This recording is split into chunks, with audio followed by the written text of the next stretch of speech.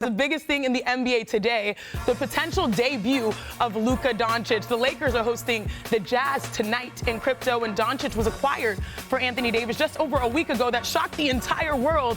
Now the Lakers, they've been hitting their stride recently, winning 5 straight by an average of almost 19 points per game, including Sunday without LeBron, where the Pacers, Austin Reeves, y'all saw that? He dropped 45 in the win, so he was more than cooking. Brian, what are we going to learn tonight from Luka's debut? He is listed currently as probable. Yeah, so I think this is going to happen. LeBron's upgraded to probable too. So I know that all of the focus is going to be on number 77 and number 23 because everybody is so attracted to how those two future Hall of Famers are going to play with each other.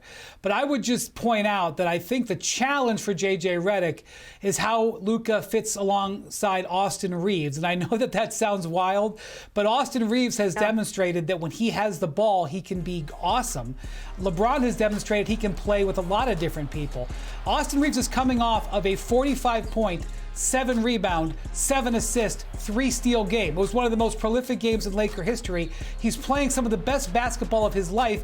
One of the reasons that the Lakers are thriving in this recent stretch, even with Anthony Davis out and then traded and LeBron out, is that Austin Reeves has been so awesome. So keep an eye on how number 15 fits inside the plan, because when Austin Reeves plays well, the Lakers typically win. Yeah, based off of the numbers, there's kind of a low-key big three happening in Los Angeles. UD, what is your expectations for this duo when they finally hit the court? Sacrifice. I'm expecting LeBron James to sacrifice, and he saw it firsthand with Dwayne Wade when he came to Miami. When Dwayne said, hey, this is your team, I'll figure it out. When you got a guy like Luka Doncic coming into your system, you want him to feel as comfortable as possible, get him to be his best version as quick as possible. LeBron James will sacrifice not only for him, but for Austin as well. He can get it done on any position on the basketball court. He wants those guys to be comfortable.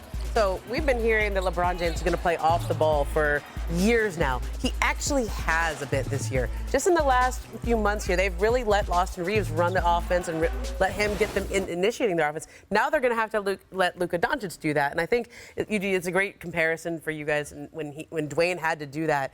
And I think LeBron is in that stage now where he goes, okay, this is everything the Lakers have done has been for this to be Luka Doncic's team now. It's a hard pill to swallow. It's a hard situation, but you're doing it for a superstar. You're doing it for another guy that you respect. I mean, let's be clear here. There were so many nights where Dwayne Wade and LeBron James met over dinner, a steak, and wine trying to figure this thing out. It doesn't happen overnight, but it starts with the best player of that franchise sacrificing, making that other guy feel comfortable immediately. Does he go down into the post then? Oh, for sure. For sure. He can get it done anywhere. He definitely goes to that mid-post. He goes to the dunker. He says pick and rolls in a high screen. He can play off the ball in the corner if you want him to, cut to the basket on pick and rolls. He can do it all. He'll figure it out. Now, the part where Luka has to sacrifice, though, is the Lakers have actually been playing excellent defense, even without Anthony defense.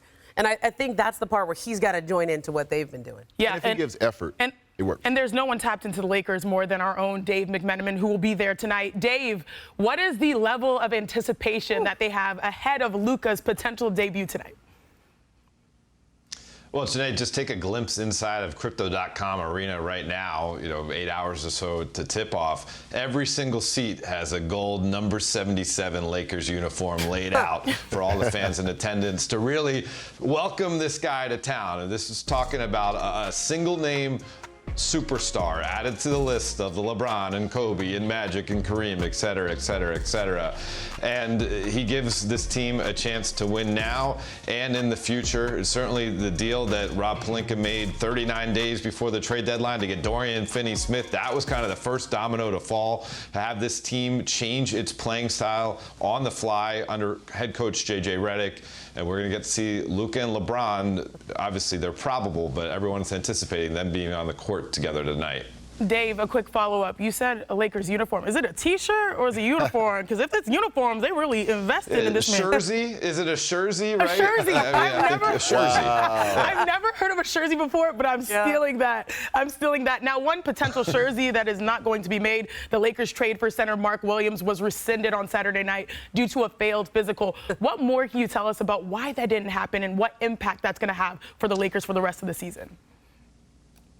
Yeah, I mean, that trade came together late Wednesday night. The trade call was on Thursday, the day of the deadline. And once the Lakers got a chance to look at Williams and evaluate him themselves through the physical process, they just saw things that caused them some concern, and they rescinded the deal. Now, I reported that Luka Doncic was consulted on the move to try to pursue Williams, and he handpicked him from a list of centers that the Lakers could go after.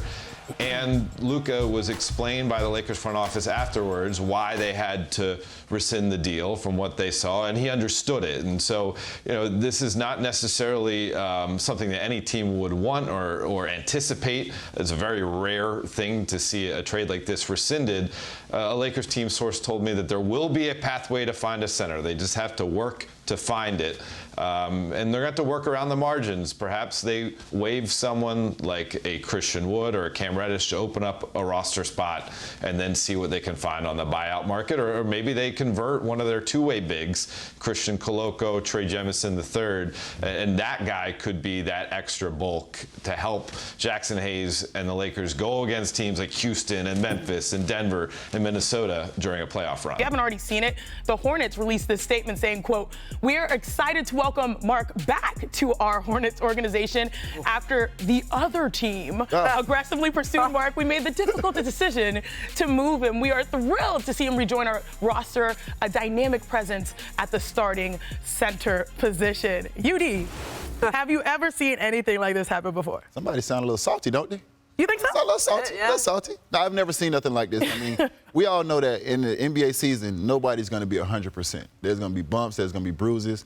You let things slip through the crack if you want a guy bad enough. So for me, the fact that they didn't push this through, understanding that this unlocks Luka times 10 offensively, and also they needed back rim protection as well, it had to be pretty serious for them not to let this go through. So I have to give Mark some grace. He might be really hurt, but I know as a team, the Lakers really wanted this to go through, and I've never seen this happen before.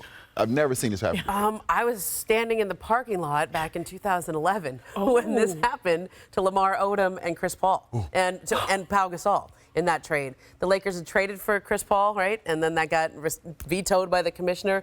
Lamar Odom and Pau Gasol knew they were in that trade. Lamar Odom drove into the facility, asked for a trade. Mitch Kupchak said, "Okay, we'll try to move you."